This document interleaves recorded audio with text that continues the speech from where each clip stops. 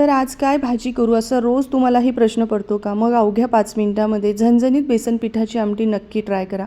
त्याआधी चॅनलला like follow मात्र नक्की करा. तर आधी वाटण करूयात.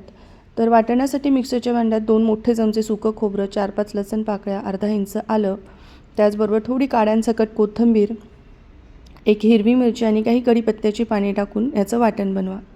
कढईमध्ये आता 2 चमचे तेल घ्यायचं आहे. तेल गरम झालं की पाव चमचा मोहरी, एकीकडे 2 ग्लास मी पाणी गरम करत ठेवलं आहे.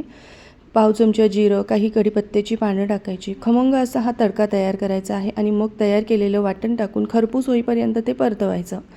मग यामध्ये आपण पाव चमचा हिंग, पाव चमचा हळद, 1 चमचा लाल तिखट, 1.5 चमचा मी घरातला काळा मसाला टाकला. याची रेसिपी आपल्या चॅनलवर आहे.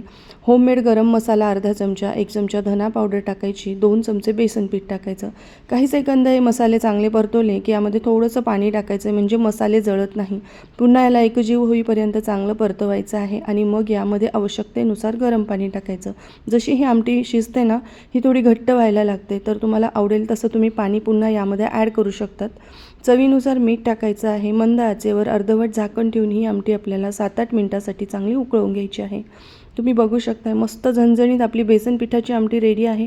वरतून कोथिंबीर टाकून भाकरी भातासोबत नक्की ट्राय करा आणि कशी वाटली याचा अभिप्राय द्यायला मात्र विसरू नका. आणि अजूनही चॅनलला फॉलो केलं नसेल तर प्लीज नक्की करा.